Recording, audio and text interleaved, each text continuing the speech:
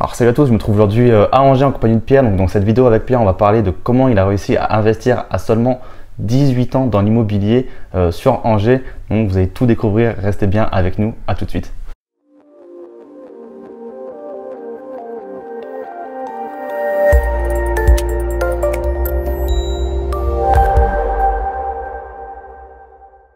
Salut à tous, salut Pierre. Ça va? Tu vas bien? Ouais, super. Donc comme je disais au tout début, je me trouve à Angers aujourd'hui dans un petit appart que j'ai loué sur Airbnb pour vous présenter Pierre. Donc Pierre, il est chaud. À 18 ans, il a investi déjà dans l'immobilier à l'heure où beaucoup de mecs de 18 ans pensent vraiment à autre chose. Donc on va voir un petit peu ce qui s'est passé dans la tête de Pierre et surtout comment il a fait à 18 ans. Donc Pierre, est-ce que tu peux te présenter un petit peu pour tout le monde, nous dire qui tu es, ce que tu fais dans la vie, etc. Ouais. Donc bonjour, je m'appelle Pierre, j'ai aujourd'hui 20 ans. Je suis en apprentissage en boulangerie. J'ai acheté mon appartement à 18 ans. Voilà, je suis de Châteaubriand, entre Nantes et Angers, dans le centre. Et donc tu as investi à 18 ans. Voilà, ouais, j'ai investi mon premier appartement à 18 ans. Ouais. Ah, tout à l'heure, Bart, tu me disais donc que tu as commencé à travailler assez jeune, vu que tu étais en boulangerie. Qu'est-ce qui s'est passé? Ça a été quoi dans ta tête le processus pour te dire à 18 ans je vais investir? Tu m'as dit qu'à 17 ans tu avais déjà eu cette petite graine dans la tête finalement pour te dire, tu as dit à tes parents quoi. Enfin, explique-nous un petit peu l'histoire brièvement. Donc en gros, voilà, c'est par l'intermédiaire d'un ami qui est aujourd'hui aussi investisseur, qui m'a parlé de l'investissement immobilier, qui m'a parlé d'investissement immobilier un petit peu au départ. Il me disait en gros que acheter un appartement ou le louer, finalement, ça changeait pas grand-chose. Ça revenait au même niveau prix à payer. Niveau prix à payer. Ouais. Mais bon, par contre, on remboursait du capital, quoi. Et du coup, finalement, j'ai commencé à rechercher un petit peu là-dessus sur Internet. Je suis tombé sur Olivier Semence, tu sais, voilà. Et puis, j'ai de fil en aiguille, j'ai cherché, j'ai regardé, je me suis informé. Et puis, voilà, à 18 ans, donc un an et demi après, en gros, j'ai acheté mon premier bien immobilier dans mon appartement. Alors toi, justement, tout à l'heure, tu me disais, à 17 ans, qu'est-ce que tu as dit à tes parents? À 17 ans, souvent, on demande aux parents est-ce qu'on peut aller sortir avec les potes, manger un kebab, boire une bière, n'importe. Ouais. Toi, qu'est-ce que tu as dit à tes parents à 17 ans? Donc moi, ouais, là, à 17 ans, j'ai dit à mon père, bon bah, je veux acheter un appartement, je veux investir en immobilier. Et puis au départ, c'était une réponse un petit peu dans le flou, tu vois. Bon oui. Qu'est-ce qu'il me raconte? Voilà, il prenait pas trop attention, quoi. Et c'est vraiment lorsque j'ai eu 18 ans que ils ont bien vu mes parents que voilà, c'était du concret et que je voulais vraiment, ça me tenait vraiment à cœur d'investir dans l'immobilier dès l'âge de 18 ans, quoi. Ouais, c'était pas une parole en l'air, voilà, c'était un objectif et c'est toujours un objectif d'ailleurs. Mais alors pourquoi à 17 ans ou même 18 ans on a envie de se faire chier entre guillemets à investir dans l'immobilier? Enfin, c'est pas ce qui nous occupe le plus normalement l'esprit à cet âge-là. C'est quoi ton objectif long terme dans la vie tout court? Il y avait quoi derrière? Donc moi l'objectif clairement c'est l'indépendance financière. Ouais. C'est pouvoir vivre de mes rentes immobilières en gros et pouvoir profiter de ma vie librement pour voyager, pour profiter de la vie tout simplement. Et faire ce que tu veux quand tu veux, où tu veux. Et puis commencer à 18 ans, je pense que on peut pas faire beaucoup mieux. Après, à 17 ans, t'as pas le droit de toute façon. Donc, non, mais c'est surtout que j'ai vraiment eu envie de faire les choses et puis de me lancer pour pouvoir atteindre cet objectif-là qui est l'indépendance financière. Parce que c'est vrai qu'en commençant à 18 ans, on a toute la vie devant soi. Là, tu vas avoir une puissance de frappe qui va être phénoménale si tu continues sur cette lignée. Ouais. Parce que c'est vrai que du coup, tu étais en boulangerie.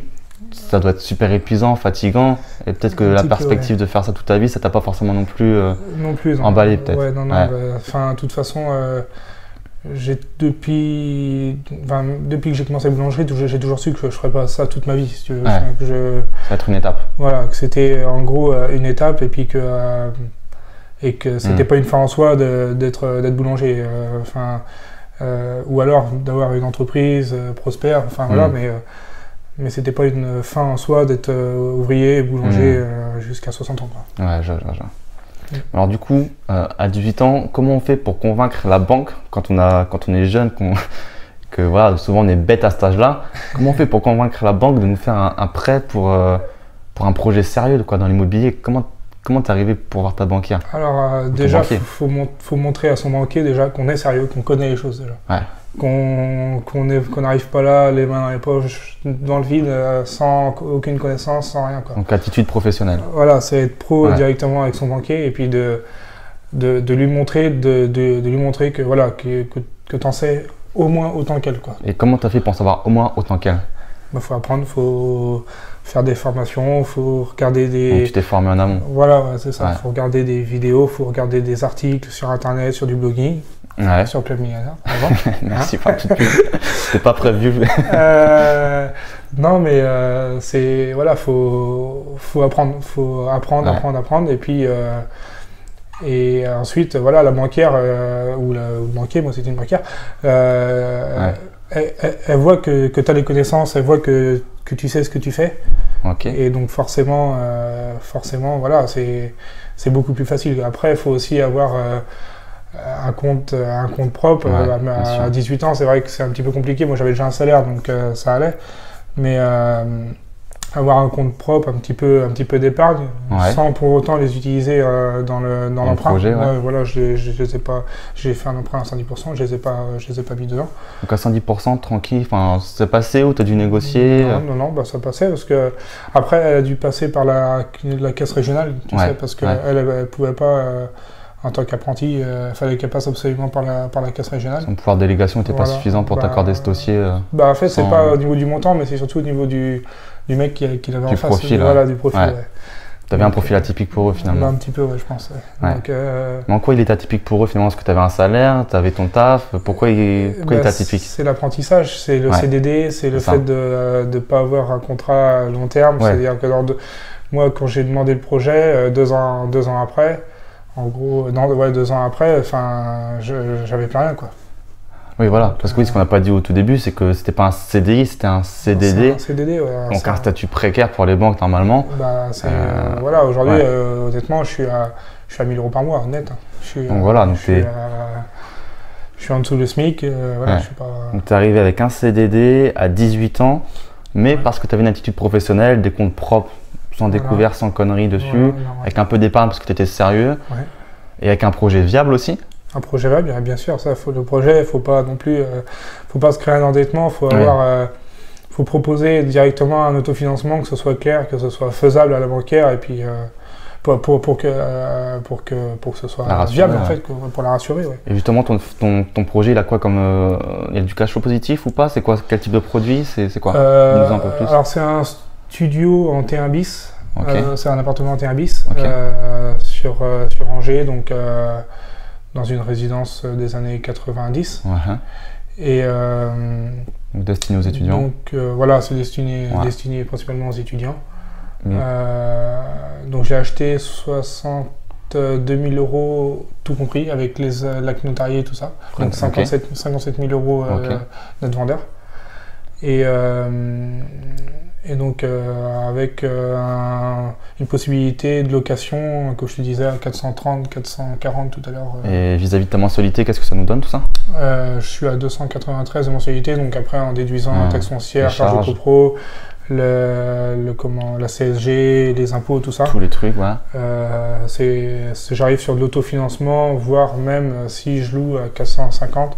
Un petit cash flow un petit cash flow de 10 € pour assurer, quoi. Donc c'est parfait. Donc qu'est-ce que tu dirais surtout à tous les gens qui aujourd'hui pensent ne pas pouvoir avoir de financement auprès des banques, qui pensent que leur statut est précaire? Moi je connais beaucoup d'étudiants, de gens en CDD, de gens en intérim. C'est pas les meilleurs statuts, ça on est d'accord, je pense que tu vas me rejoindre là-dessus, mais qu'est-ce qu'on peut leur dire à ces gens-là pour leur prouver que c'est possible, comme tu l'as fait toi et comme d'autres personnes l'ont fait que j'avais interviewé avant? Toi, qu'est-ce que tu leur dirais? Faut apprendre. faut beaucoup apprendre, voilà. Moi, j'ai mis 1 an et demi quand même vraiment à apprendre les choses, pour être sûr, et puis arriver, comme je le disais tout à l'heure, devant la banquière, et puis être vraiment carré, être droit dans ses baskets. Il faut vraiment montrer qu'on sait les choses. Et donc pour ça, il faut apprendre, il faut s'entourer, surtout. Important. S'entourer, c'est très important Que ce soit des personnes qui sont dans le métier, comme des agents immobiliers, comme des courtiers, des banquiers, mais aussi dans des personnes qui investissent, dans des personnes qui ont déjà fait les choses, et avoir des exemples qui peuvent te porter vers le haut après derrière, quoi. Donc, concrètement, c'est ça la grosse force de frappe, c'est vraiment qui on connaît, qui va nous booster. Voilà, l'entourage, c'est énorme. Le bon entourage. On peut pas arriver tout seul à faire des choses, à faire des grandes choses en fait. On peut acheter 1, 2 studios, 3 studios, mais on n'arrivera jamais à acheter 20 studios tout seul. Faut s'entourer, quoi. Faut vraiment s'entourer. Donc si on doit retenir 2 choses, c'est se former et ne pas oublier que tout ça c'est un process. Voilà. Vous n'allez rien avoir du jour au lendemain, ça je pense que tu n'as rien eu du jour au lendemain non plus, toi. C'est sûr. C'est un process, c'est long. Souvent les gens voient que les résultats, on en parlait un petit peu au bar, c'est vrai que les gens disent toujours tu as eu de la chance, ou ils voient que le résultat final en se disant mais comment tu as fait. Mais il y a un gros process avant qui prend du temps, des mois et des mois, mais qui vaut le coup je pense. Bah, au final ça vaut le coup parce que quand j'ai eu la carte crédit, même moi ça m'a paru banal, mais après avec le recul je me dis mais c'est énorme quand même, quoi. Et première banque du premier coup, t'en as fait plusieurs, on n'a pas dit. C'était ma banque. Ta banque qui t'a suivi. Pour une fois la fidélité paye alors. Ben ouais, parce que tu vois, j'ai été voir un courtier aussi en parallèle et le courtier m'a dit avec votre statut aujourd'hui, je peux pas trouver mieux, quoi. Il m'a dit votre banque elle vous suit. Allez-y, foncez. Ouais, c'est clair, c'est clair. Je pense que t'as pas réfléchi non plus là-dessus. Non, j'ai pas été trop tatillon là-dessus, quoi. Tu m'étonnes. Bon, voilà, j'avais déjà un accord de prêt, c'était ouf, c'était magique. Énorme, quoi. Ouais. Du coup, pour toi aujourd'hui, la suite c'est quoi? C'est le futur? Comment il se profile pour toi? Donc le futur, donc je vais arrêter la boulangerie. Ça c'est bon, c'est fini. Non, mais c'est réfléchi depuis maintenant 2-3 ans quand même. Ouais, c'était une étape, comme tu as dit, quoi. Voilà, ouais. Et donc, je vais créer mon entreprise, je vais m'installer en tant que mandataire immobilier. Sur Angers? Non, sur le secteur de Châteaubriand, du coup, où j'habite depuis tout petit, où mes parents habitent. Ok. Sur le secteur de Châteaubriand, donc entre Nantes, Rennes et Angers. D'accord, donc si vous avez besoin, il est là, Pierre. Voilà, il n'y a pas de souci. Et donc, du coup, m'installer en tant que... En tant que mandataire immobilier. Ouais. Et puis par la suite, continuer à réinvestir. Donc voilà, après 1 an de bilan, qu'il va falloir, la banque va m'obliger à réinvestir jusqu'à acquérir la dépendance financière. Avant quel âge, l'objectif, le but? 35 ans, c'est bien. 35 ans, ouais. Ok. Je me suis fixé 35 ans. Bon, on se retrouve d'ici là pour voir un petit peu comment tu as évolué alors. J'espère, ouais. Un dernier mot pour tous les jeunes qui nous regardent, pour les motiver, pour leur dire que c'est possible, et moins jeunes aussi, hein. Ouais, faites les choses. Faites les choses, voilà. J'aime bien ça. Voilà. Faites les choses. Il faut juste le faire et il y a des résultats qui viennent. Il y a une phrase d'Olivier Seban qui me plaît beaucoup, c'est on n'a jamais rien sans rien et il faut le faire. Faut se bouger le cul, quoi. Faut se bouger, il faut y aller, quoi. Bon, c'est top. Sur ce, Pierre, je te remercie pour tout ça, ces petits conseils. Ouais. Et on se dit à très bientôt. Ouais, à très bientôt. À très bientôt. Ciao. Salut. Salut. Au fait, n'hésitez pas à télécharger ci-dessous le petit livre que j'ai écrit et qui retrace comment j'ai pu acheter à 21 ans, sans salaire et en tant qu'étudiant, mon premier appartement pour le louer. Je vous dirai tout de A à Z, de la recherche du bien à la négociation, au financement, à la mise en place de locataires, gestion, travaux, etc. Il vous suffit juste pour cela de me laisser votre adresse email ci-dessous et je vous enverrai ça immédiatement. Je vous dis à très bientôt. Ciao.